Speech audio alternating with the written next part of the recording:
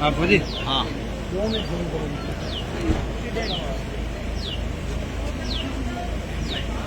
आज मीटिंग हुई है, क्या तय हुआ है? मीटिंग में क्या रूपरेखा तय हुई है? उपचुनाव आने वाले हैं क्यों के?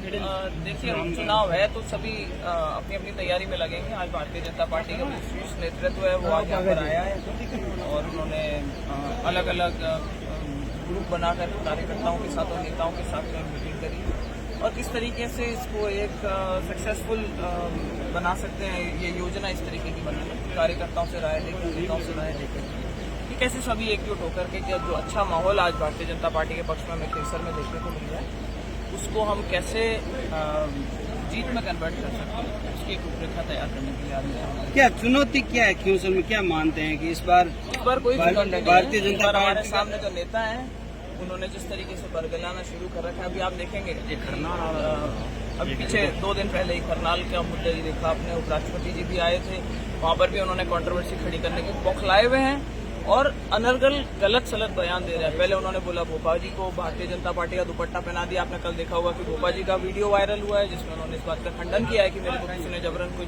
दुपट्टा पहनाया। उन्होंने बोला सब जगह पे कह रहे हैं कि भाई पार्टी के झंडे लेकर के आए। हमारी तरफ से कोई भी भारतीय जनता पार्टी का, मैं तो कहूँ किसी भी और पार्टी का कोई झंडा वहाँ देखने को नहीं मिला। अगर वो गए तो खुद अपने हाथ में लेकर के अपनी पार्टी का झंडा लेकर के गए तो लोगों को उनके जो सही रंग है वो दिखाई देने। तेजा दर्शन के नाम पर उन्होंने वो वहाँ पे पहुंचे थे और उसके बाद सिर्फ मंच तक जाकर के उसको एक जो धार्मिक सभा होनी चाहिए थी उसको एक राजनीतिक रूप देने की कोशिश करी, जिसकी वजह से उनका विरोध भी हुआ वहाँ से और उनको भाग छूटना पड़ा वहाँ से। तो अब जनता को ये सारी चीजें दिखाई दे रही है कि उनकी कथनी करनी में कितना फर्क है। इस चीज का फायदा भी आने वाले चुनाव में भारतीय जनता पार्टी को होगा कि यहाँ से हमारा कैंडिडेट टिकट कौन लेकर आ रहा है? तय हुआ है?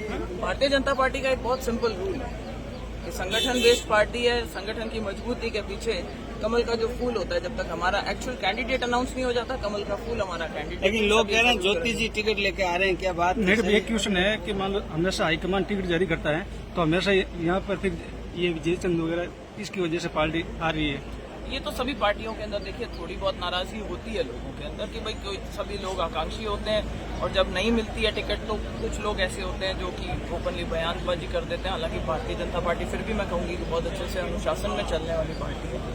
मुझे नहीं लगता इस तरीके की कोई दिक्कत आएगी। सर्वे करवा रही है पार्टी, अपनी प्रक्रिया वो जारी है, बड़े नेता फैसला करेंगे टिकट किसको मिलती है। हम लोग तो ये कहना चाहते हैं कि जो बड़े नेताओं का जो डिसीजन होगा वो सर्वमान्य होगा। सभी लोगों ने यही चर्चा करी है और सब लोग चाहते हैं कि इस बार एक साथ जुट करके लगे और इस चुनाव के अंदर भारतीय जनता पार्टी को। समर्थकों के बयान जिस हिसाब से आ रहे हैं उनका बड़े पेचीदा बयान है कि वो अपने अपने नेता को अलग अलग जो भाजपा के अंदर ही आज हमने जिस प्रकार से बात की तो क्या पार्टी उनको समझने में? देखिए, ये तो एक बिल्कुल सिंपल सी चीज है कि जब तक टिकट अनाउंस नहीं हो जाता हर एक नेता क्या अनाउंस होने के बाद भी पार्टी को समझने में? मैं कह रही हूँ उसके बाद में तो देखो रुसा मनाई करते हैं और लोग ऑन बोर्ड आ जाते हैं और साथ में लग जाते हैं। लेकिन पहले तो सभी के पास में रास्ता खुला है कि वो अपना अपना प्रयास जारी रखें और भाई टिकट लेने के लिए अगर लड़ाई में है वो तो अपना प्रयास करते हैं। तो इसमें एक प्रतिस्पर्धा का माहौल होता है, हमें देखने को मिलता है। कई बार उत्तेजित हो जाते हैं अगर कार्यकर्ता और आपस में कुछ कहासुनी हो जाती है तो उसको ज्यादा सीरियस में नहीं लेना। बेनीवाल गढ़ में ये कमल कैसे खेलोगे मैडम इस बार?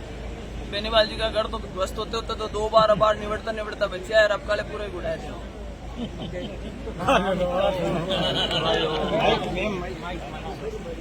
ये नुकसान हो जाता है।